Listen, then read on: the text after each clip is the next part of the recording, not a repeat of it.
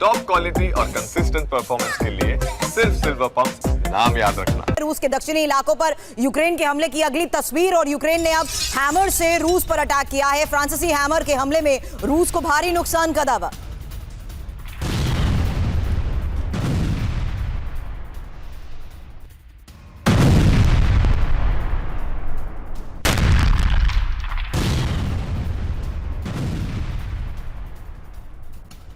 और ब्रिटेन को लेकर रूसी विदेश मंत्री का एक बड़ा दावा सामने आया। रूस पर यूक्रेन के हमलों में ब्रिटेन का हाथ, ये कहा है सर्गेई लावरोव ने।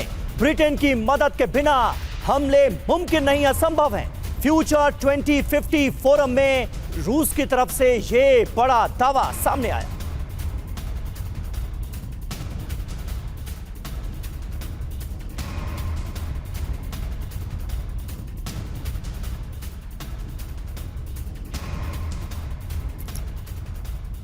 तो ब्रिटेन की मदद से रूस पर बड़ा हमला। इंफॉर्मेशन आपके सामने, जहां रूस के विदेश मंत्री सर्गेई लावरोव का यह बयान कि ब्रिटेन की मदद के बिना रूस पर हमले संभव ही नहीं, बिना मदद यूक्रेन अटैक नहीं कर सकता है, और रूस पर हमलों में ब्रिटेन का 100% हाथ है। हालांकि हमलों में पश्चिमी देश यूक्रेन की मदद जरूर कर रहे हैं, और रूस पर हमलों में अमेरिका का भी हाथ संभव है। ऐसे में आने वाले वक्त में संजय सर, एक क्विक रिस्पॉन्स, कितनी बड़ी मुश्किल बढ़ सकती है ब्रिटेन के लिए? क्योंकि बड़ा सवाल कि क्या रूस अब सीधे ब्रिटेन को टारगेट पर लेगा?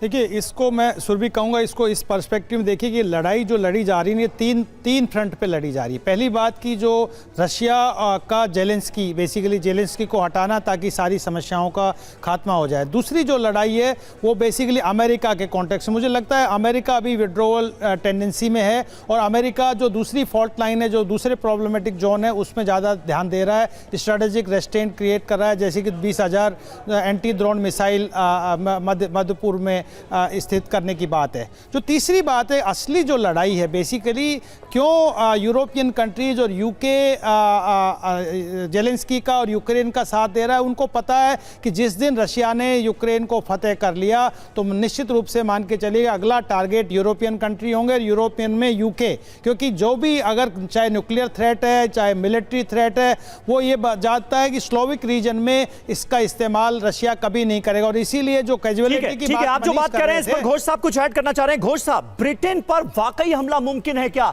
अगर रूस ने यूरोप पर निशाना साधने की कोशिश की तो? देखिए, शायद ब्रिटेन पर हमला ना करे, लेकिन ये सबको पता था कि ये जो अटैक हुआ था वो केवल ब्रिटेन ही नहीं, फ्रांस भी इसमें इन्वॉल्व था। क्यों? क्योंकि उन्होंने जो मार के गिराया है, जलाया है, वो थे स्ट्रेटेजिक बॉम्बर्स और A50। स्ट्रेटेजिक बॉम्बर्स को यूक्रेन जलाकर क्या करेगा? स्ट्रेटेजिक बॉम्बर्स दूर के टारगेट्स को मारता है। कहां दूर के टारगेट्स? ब्रिटेन, फ्रांस, ऐसे जगहों पे मारेगा। यूक्रेन तो साथ लगा हुआ है, वो तो कोई भी छोटा मोटा ड्रोन या कुछ भी मिसाइल इस्तेमाल कर सकता है, लेकिन उन्होंने क्या किया? उन्होंने स्ट्रेटेजिक बॉम्बर्स को मार गिराया। यही बात है कि सब कह रहे हैं कि ब्रिटेन और फ्रांस, शायद फ्रांस का भी इसमें हाथ था, और अगर बिल्कुल ब्रिटेन और फ्रांस का हाथ मुमकिन है। और देखिए, इस बीच एक अहम खबर जल्दी से, डोनेट्स्क में रूस के सैन्य काफिले पर हमला हो गया है।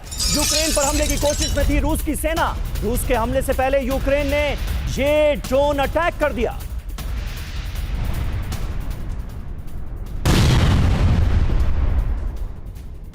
और रूस के कोर्स में यूक्रेन ने अटैक किया। बड़ी खबर सांस्कृतिक और मनोरंजन केंद्र पर हमले को लेकर खबर है, जहां यूक्रेन के हमले में एक शख्स की मौत और जबकि 5 घायल बताए जा रहे हैं।